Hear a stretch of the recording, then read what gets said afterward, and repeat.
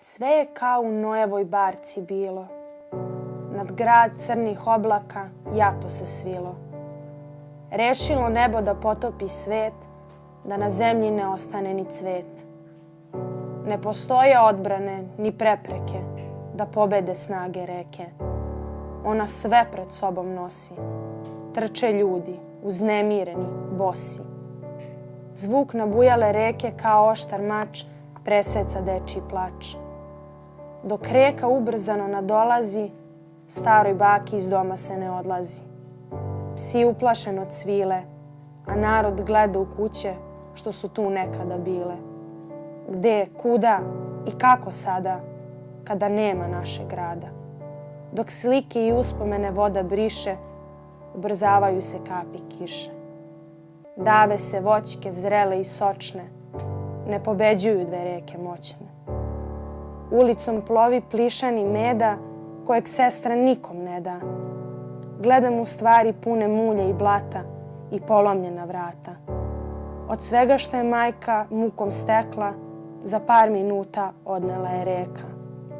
Po zakonu što sudi strogo, života izgubljeno je mnogo. Ostaje rana koja peče, da nikada ne zaboravimo to veče. Katastrofa. Znači, užas je bilo. Oko 2 sata ujutru sam je čula kako viče niz ulicu da se svi bude i obukla sam se i sišla dole očekivajući najgore. Izašla napolje i livada jedno 15 metara od naše kuće je izgledala kao jezero. Ti trenuci kada ne možeš da, ne znaš gde su ti ni roditelji, pošto su i mama i tata ostali u Obrenovcu, ne znaš gde su ti roditelji, ne znaš gde su ti najbliži, ne znaš gde su ljudi koji te okružuju svakodnevno i ne znaš da li su dobro. Kada je tu počela da dolazi voda, već je postala ozbiljna panika, zato što tu prilikom one poplave 81. godine apsolutno ništa nije bilo poplavljeno. I, kao što rekoh, nastala je dosta velika panika, voda se podigla do neka 2 metra, bili smo zaglavljeni jedno 4-5 dana. Smatrali smo da je to neki najviši deo u Obrenovcu gde neće doći voda, ali je krenulo, znači poplavljeno je sve. Zatim smo čekali tu ceo dan bez struje, vode, bez hrane, bez ičega, dok nisu došli čamcevima da nas evakuišu. Zatim smo čekali na evakuaciju helikopterima koja je jako sporo išla zato što je bilo mnogo ljudi, mnogo bolesnih i starih i dece. To je brzo desilo, nismo ni znali šta se dešava. Voda je odjednom samo počela da dolazi, onda evakuacija i sve to. Neki su čekali malo duže. Mi smo, na primjer, dan čekali. Tamo gde smo bili, bila je stvarno visoka voda od 1-2 metra. I mi smo čekali jedno 4 dana dok se voda povukla do 1 metar i onda su, pošto smo mi u jednom okolnom selu kod Obrenovca, onda su ljudi iz tog sela palili traktore i izvlačili ove ostale koji nisu mogli da se izvuku zato što čamci jednostavno nisu dolazili, kao da su zaboravili na taj deo. Ja sam bila kući, gledali smo televizor, videli smo snimanje dok nije nestala struje. Evakuisana sam helikopterom, pošto živim u Belom Polju i nisam imala pojma kako je bilo drugima. Ako mene dok nisam iz helikoptera videla snimak, sve je bilo bran.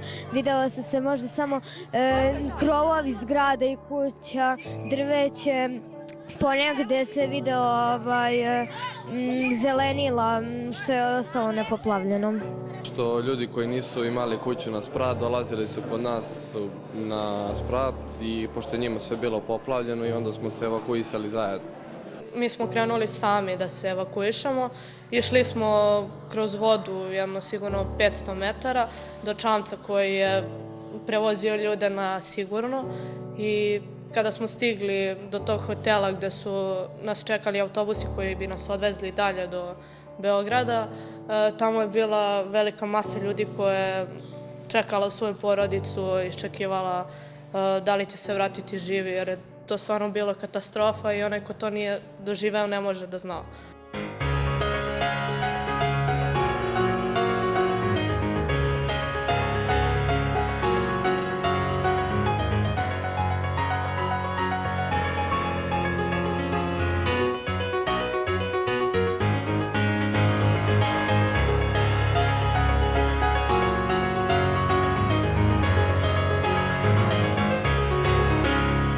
gledam optimistično i ne gledam nikad joj šta će biti, kako će se završiti, nego idem uvek pravo, gledam pravo, pozitivno, bit će dobro, sve će se srediti, šta je bilo, bilo je. Pa u tom trenutku vrlo tragično jer ostati bez kuće je stvarno strašno, ali vremenom idemo pozitivnije kroz život i shvatam da će se svi ti problemi, sve te materijalne stvari srediti jer bitno su sad svi živi, zdravi i na okupu. Bilo je strašno gledati, ali najvažnije je držati se zajedno.